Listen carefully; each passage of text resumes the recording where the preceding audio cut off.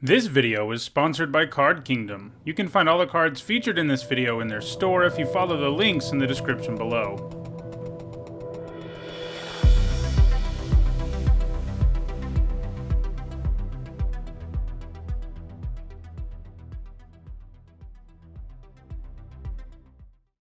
Hi everyone and Happy New Year. I'm Nitsahone and it's Wednesday, and that means it's time for another MTG Top 10, the series where I rank cards based on their historical performance at Magic's highest level of competition. This is the first MTG Top 10 of 2021. Because today is January 1st, or 1/1, I thought it would be a good time to look at 1-mana 1/1s. Lots of decks throughout the history of Magic have started the game by playing a 1-mana 1/1, and the ones on this list are the best around. Generally, for a 1-mana 1/1 to be worth playing, it has to have some useful activated ability, or it has to be able to become a larger creature, making your 1-mana investment in the card look pretty great.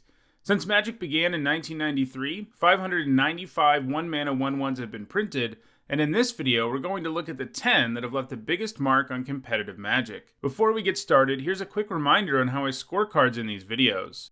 A top 8 at a Pro Tour, Players Tour, Mythic Championship, Mythic Invitational, or Legacy or Vintage Championship is worth 2 points, and a top 8 at a Grand Prix or Magic Fest is worth 1 point. Alright, let's get to the list. At number 10, it is Cauldron Familiar, the newest card to make this list. If you've been playing Standard or Historic over the last year or so, this one probably doesn't come as a huge surprise to you.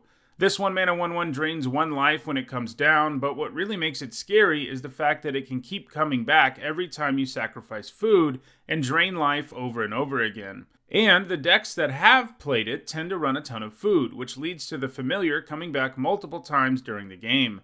The big value combo to pull off in those decks is Witch's Oven plus the Familiar. If you sacrifice the Familiar to the oven, you can get the Familiar back by sacrificing the food, and you can just keep doing it every single turn. This is especially potent when you are running cards like Mayhem Devil that give you additional value for every sacrifice, and that's precisely what decks in Standard and Historic have been built around.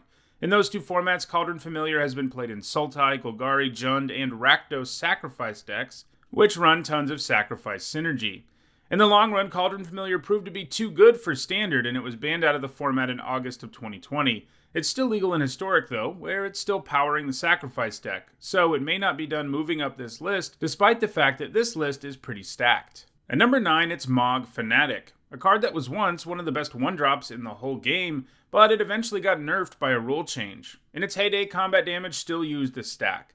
This meant that you could block something with the Fanatic, put the 1 damage from the Fanatic's power on the creature it's blocking, and then sacrifice it to do the additional 1 damage. This meant the Fanatic could easily take down X2s or 2 X1s in a single combat, but eventually the rules changed so that damage didn't use the stack, and Mogg Fanatic is a card that came out of it on the other end as a much less powerful card.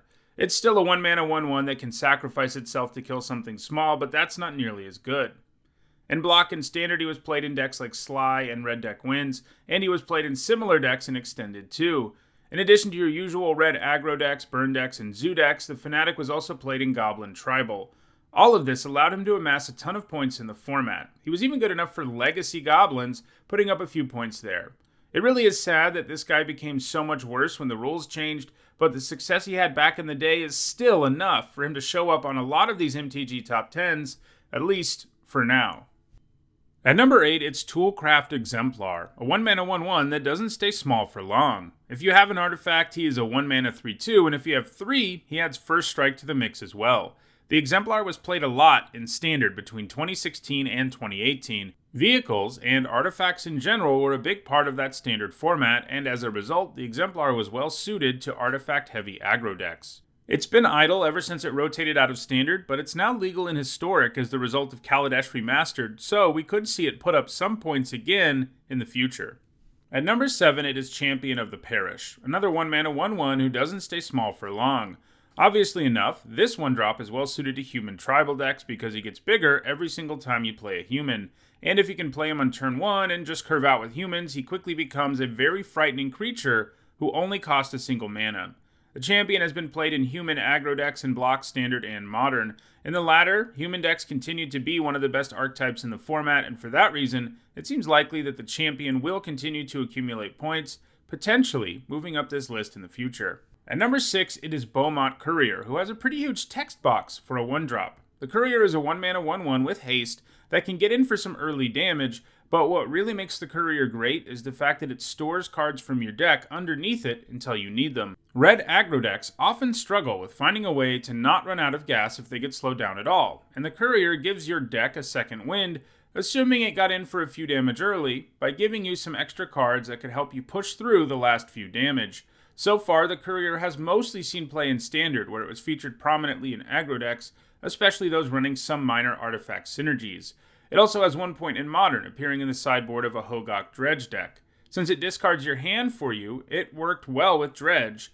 That deck is less interested in using this to reload the hand and more interested in using it to load up the graveyard so that Hogak can quickly come into play. There's a chance that the Courier sees play in other Modern decks at some point, like maybe Affinity, but those decks have shifted more towards using +1/+1 counters of late, and Beaumont Courier doesn't do anything with those. Most recently, Beaumont Courier has picked up some points in historic red deck wins, and it seems well positioned to gain a few more points going forward. At number 5, we have Burlington Forge Tender, a 1-drop who really hates red decks. The Forge Tender is one of the best cards around at countering burn decks, since the protection it has allows it to block their creatures as long as you need, and the sacrifice effect blanks an entire burn spell, something that can be really difficult for burn decks to overcome. As a result of this usefulness, the Forge Tender has seen play across multiple formats, where it's a potent sideboard weapon against burn. It doesn't have any points since 2018, but I wouldn't be surprised if it finds at least one before 2021 is out. At number 4, it is Mother of Runes, the last of 3 white 1-drops to make this list, and one of the most iconic 1-drops in the game. She comes with a powerful ability to grant creatures protection, which is a real nuisance for your opponent. Protection is powerful because it can be used to protect a creature from removal and damage, and it can also be used to make a creature unblockable on some board states. There are just a whole lot of useful ways to make use of protection. Mother of Runes has been played almost exclusively in Legacy, primarily in creature-heavy decks like Stoneblade and Death and Taxes. She's continuing to add to her score, but the top 3 cards on this list all have well over 100 points, and she's unlikely to ever catch them. At number 3, it is Grim Lavamancer, whose power comes in his ability to exile cards from your graveyard to shock stuff, which is a pretty amazing repeatable effect, especially for only a single red mana. It may not have haste or get larger or anything like that, but it represents very real reach in aggro decks, since those decks tend to have a graveyard with several cards in them by the time they run out of gas, at which point the Lavamancer can often finish the job. It gets even better in formats with fetch lands, so it does represent a ton of damage, even if he doesn't attack that much. The Lavamancer has received 2 printings, something that has helped it get a high score. That said, it didn't gain that many points while it was in Standard either time. It got 2 points the first time and 6 points the second time, in both cases coming in aggro decks. However, that second printing did give him legality in Modern, where he has gone on to considerable success, especially in Jund, Burn, and Zoo decks. It also has points from extended red deck wins in Burn decks, Legacy Delver, and Vintage Canadian Threshold decks. Grim Lavamancer is available in Magic Arena thanks to Jumpstart, which means you can play it in Historic. So far, though, it hasn't put up any points in that format, but it would be unwise to assume it won't put up points there too at some point in the future. At number 2, I've included 3 cards. All of them are 1-mana 1/1s that tap for mana, sort of the quintessential mana dorks. Lana War Elves is a legitimate number 2 with 134 points. It's the original mana elf, printed way back in Alpha. Elvish Mystic is functionally identical to it, and has a high enough score to be number 5 on this list. Avacyn's Pilgrim differs from the other 2 in that it's not an elf or a druid, and it taps for white mana instead of green. If it had its own slot on this list, it would have been number 8. Anyway, these cards don't help you do damage in a direct way, but if you drop one of these on turn 1, it means you can play your 3 mana cards on turn 2, 4 mana cards on turn 3, and so forth, and that does go a long way towards getting you ahead of your opponent. Going through all the different decks these cards have been played in would be a 10-minute video on its own, but suffice it to say, they've all been played in lots of green decks across a multitude of formats. And at number 1, it is Delver of Secrets, which currently has 30 more points than Lana War Elves. This double-faced 1-drop is sometimes referred to as a 1-mana 3/2 with flying, because it's so easy to transform for the decks that play it, and yeah, that is basically what it amounts to most of the time, but in a technical sense, it is still a 1-mana 1/1. Some even consider the Delver to be the best 1-drop in the entire game, and there's certainly a good argument for that based on its success. Now, the Delver does ask you to play a bunch of instants and sorceries so that you can transform it into Insectile Aberration, and as a result, the Delver generally isn't played in a more conventional aggro deck that's just jam-packed with creatures.